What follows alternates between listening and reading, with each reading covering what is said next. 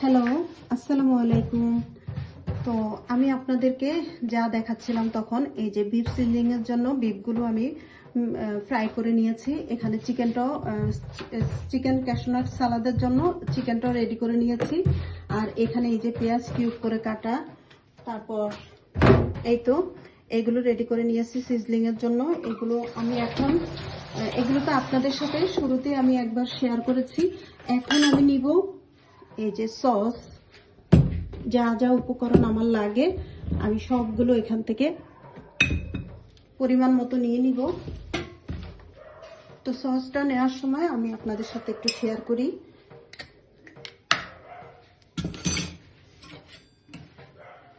Time short, একটু তাড়াহুড়ো করছি। তো আমি এই যে কি পরিমাণ টমেটো সসটা নিচ্ছি, প্রায় 2 টেবিল চামচের থেকে একটু বেশি।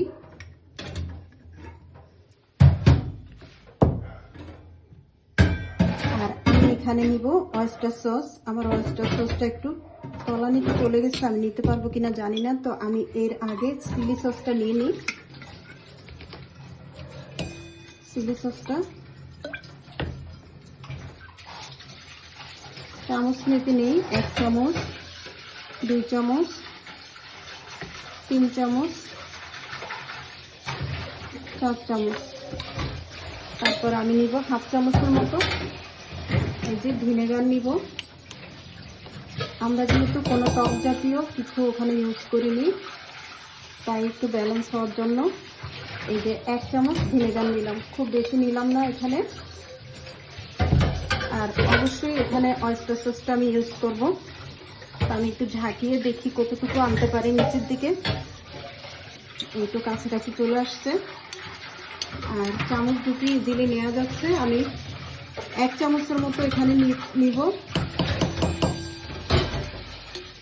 অয়েস্টার সস ইউজ করলে এই বিফ সিজলিংটা একটু স্ট্রং হয়, যেহেতু বিফের জিনিস অবশ্যই একটু স্ট্রং হলে ভালো লাগবে। তারপর সয়া সস যেহেতু আমরা ভাজার সময় ইউজ করছি, এখন আমরা জাস্ট ভেজিটেবলের জন্য এটা এই সয়া সসটা স্ট্রং, যেটা মানে লাইট না। আমি অনেক কিছু গুলিয়ে ফেলতেছি, সরি। তো আমরা এখানে আরেকটা জিনিস অ্যাড করব।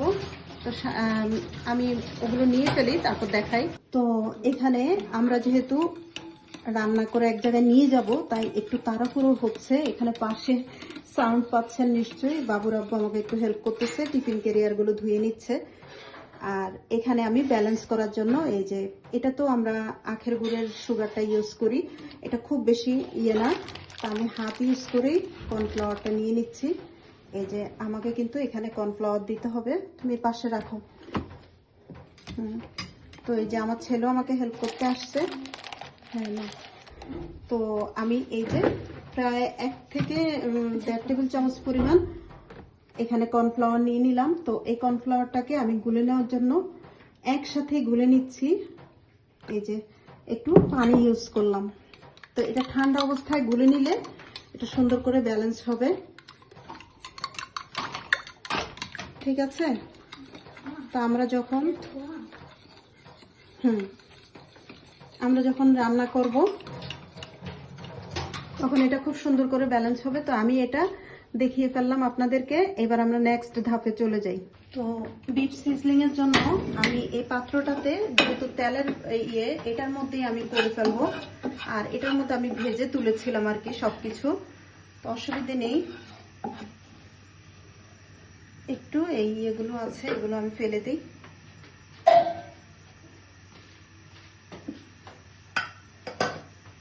আর সুন্দর একটা ফ্লেভার আসার জন্য আমরা যেই তেলটা দিয়ে ভেজেছিলাম ওই তেলটাই আমরা এখানে ইউজ করি। তাইলে এখানে কিন্তু তেলের মধ্যে সুন্দর একটা ফ্লেভার চলে গেছে।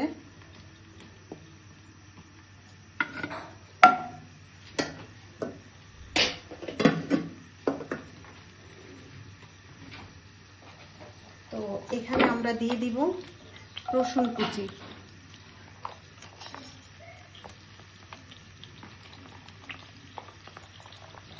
রসুন কুচির সাথে অল্প করে একটু পেঁয়াজ কুচিও দিচ্ছি।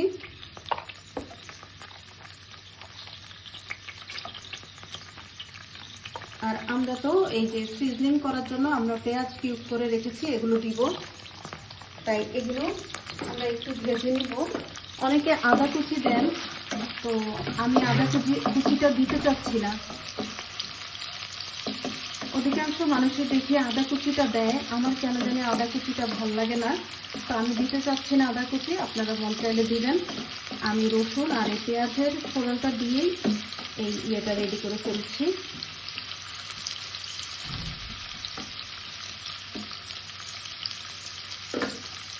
চুলার আঁচ বাড়িয়ে আমি যেহেতু এগুলোকে আগে বয়েল করে নিইনি, সবগুলো কিন্তু একদম প্রপার বয়েল হবে না। এই যে ফোড়নটা কিন্তু মোটামুটি হয়ে আসছে, চুলার আঁচ বাড়ানো। আমি শুরুতেই দিয়ে দিচ্ছি গাজরটা। তো আমার এখানে কিছুটা মিক্স হয়ে গেছে, ভিতরে চলে গেছে।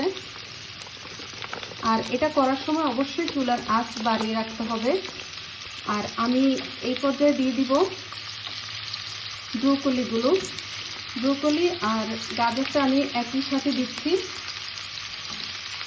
আগে পরে দিতেই পারেন, তবে ব্রোকলিটা যেহেতু আমার বয়েল করা হয়নি, আমি এটা এখানে একটু কুক করে নিব। হালকা সটে করা যেটাকে বলে ওটাই বলতে পারেন।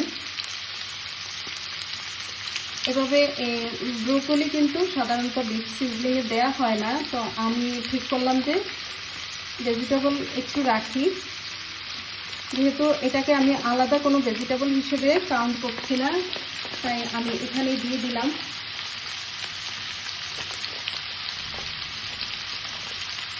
বাকিগুলো কিন্তু খুবই সফট আইটেম, এগুলো হতে বেশি টাইম লাগবে না। তো রেগুলার যেসব ভাইয়া আপুরা রেসিপি শেয়ার করেন, আমি কিন্তু তাদের মতো করছি না, আমি একটু ভিন্নভাবে করছি। আর এটাকে কি স্টাইল যেন বলে, একটু জানতাম, হঠাৎ করে ভুলে যাই আমি। আমার ভুলো রোগে পাইছে, তো সবাই দোয়া করবেন যেন আমার ভুলো রোগটা ভুলে যায়, মানে এরকম না হয় যে আমার মনে পড়ে সব কিছু। হঠাৎ করে আমি অনেক কিছু ভুলে যাই। তো এই সাইজটাকে কি সাইজ বলে আপনারা যদি জানেন আমাকে কমেন্ট করে জানাবেন। যদিও এটা আমার পরে যাবে, এখন যাবে না, এই মুহূর্তে তো আর যাচ্ছে না। তো আমি এভাবে নাড়াচাড়া করতে করতে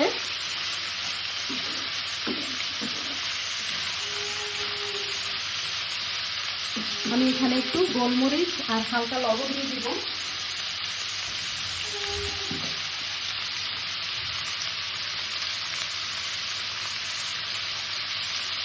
যেহেতু আমার একটু পরিমাণে বেশি, তো সস দেওয়া হবে, লবণের পরিমাণটা এতটুকু দিচ্ছি।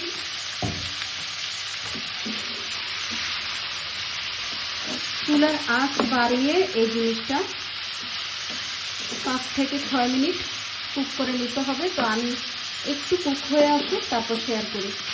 তো দেখেন চুলার আঁচ কিন্তু একদম হাই হিটে।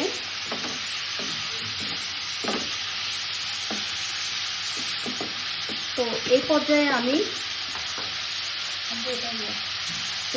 আমি বিফটা দিয়ে দিব।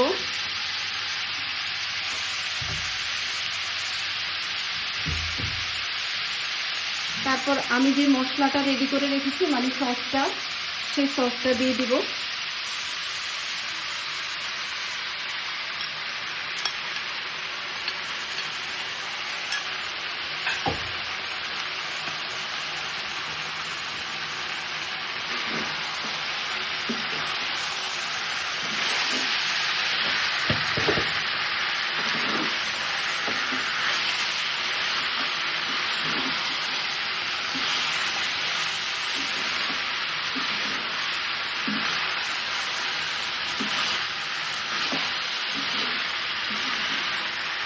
কালারটা কিন্তু আস্তে আস্তে চেঞ্জ হয়ে আসতেছে। ব্রোকলিও কিন্তু অনেকটাই হয়ে আসছে।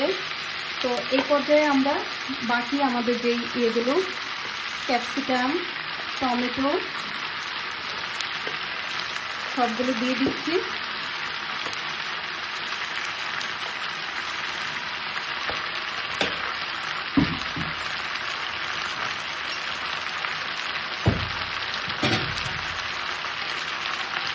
আমি এখানে গোলমরিচ গুঁড়ো করে রেখেছিলাম, এই যে এগুলো দিয়ে দিচ্ছি ছড়ায়া। এখন আমরা ভালো করে মিক্স আপ করে নিব।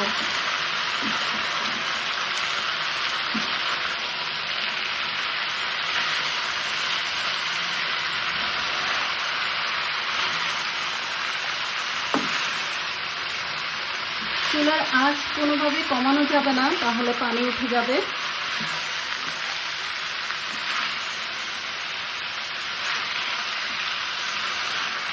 মনে হতে পারে যে ভেজিটেবল বেশি, না ভেজিটেবল বেশি হয়নি, ডিপের সাথে ভেজিটেবল ঠিক আছে। তো ভিডিও বেশ লং হয়ে যাচ্ছে। এখন আমরা সেকেন্ড ধাপে চলে যাব। এটা আরেকটু হতে থাক। সেকেন্ড ধাপে যাওয়ার জন্য আমরা পাশের চুলায় এটা নিয়ে যাই, আর যে কড়াইটাতে করবো এটা নিয়ে আসি।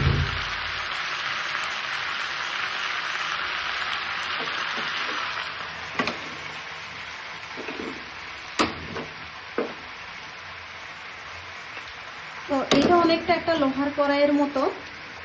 আমি চিন্তা করলাম যে এই যে পাশের চুলায় কিন্তু হচ্ছে, আমরা এভাবে দেখি। পাশের চুলায় একটু তাপটা কম,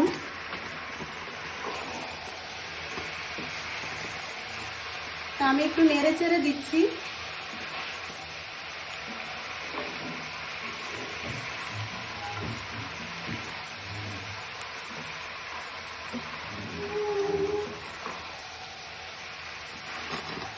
এটা যখন খুব ভালো করে গরম হয়ে আসবে, তখনই আমরা বাকি এই জিনিসগুলো, আমরা যে সিজলিং করার যে পদ্ধতিটা, সেভাবে এখানে সিজলিং করব। তো এটা কিন্তু একটা লোহার কড়াইয়ের মতোই।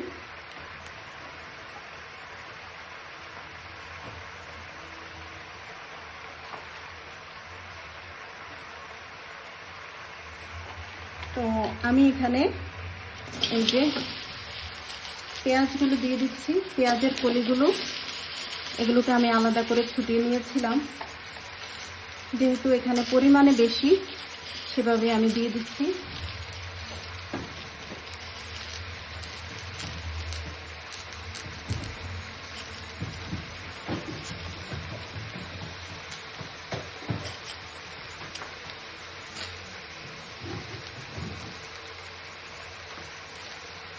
তো চুলার আঁচটা একটু কমিয়ে দিব এখন।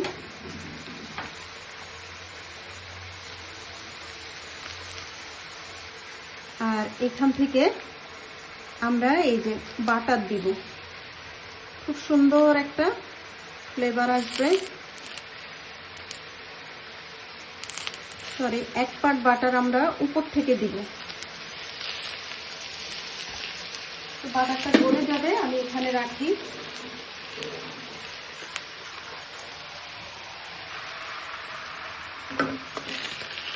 তো আমি এই যে উপর থেকে এটা দিয়ে দিচ্ছি। এটা কিন্তু অনেক গরম, এখন খুব সুন্দর সেই স্মেলটা পাওয়া গেল, যে স্মেলটা আমরা রেস্টুরেন্টে পাই। আলহামদুলিল্লাহ, খুব সুন্দর একটা স্মেল পেলাম। যে রান্নাটা প্রপারলি হচ্ছে সেটা বুঝতে পারলাম।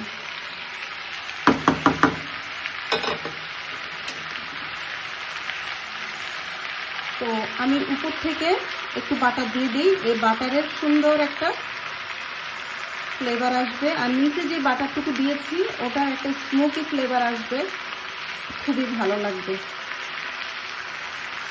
এই যে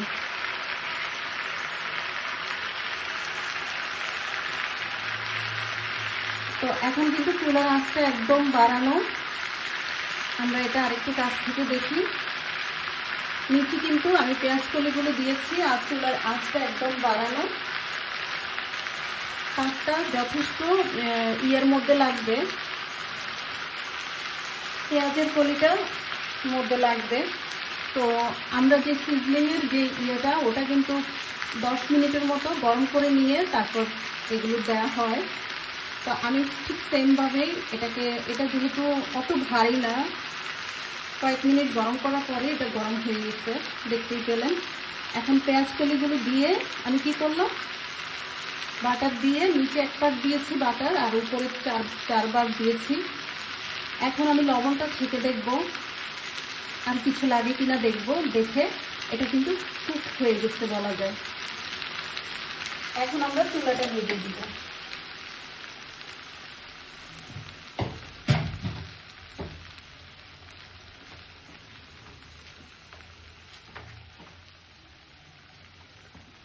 একটু এখানে আসো তো, একটু লবণ ছেঁকে দেখো তো।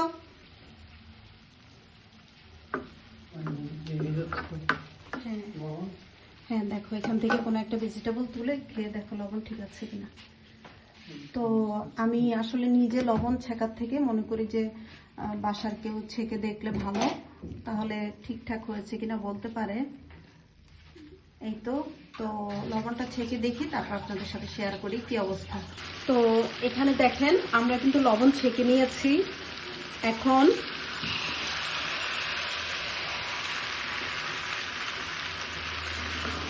একটু উল্টে দেই, মনে হচ্ছিল যে একটু উল্টে দেই, তাহলে পেঁয়াজ কলিটা, এটা যেহেতু আমরা একজন গেস্টের জন্য নিয়ে যাব, তো এটা যখন আমরা সার্ভ করব, মানে ইয়েতে বেড়ে নিব, তখন কি হবে, উলট পালট হবে, যে পেঁয়াজ কলি নিচে থাকবে সেভাবে কিন্তু থাকবে না। আর পেঁয়াজের থেকে দেখেন পানি বের হয়ে গেছে। আমি কিন্তু চুলার আঁচটা এখনো হাই হিটে রেখেছি, আর কিছুটা টমেটো দিয়েছি তো ওখান থেকে।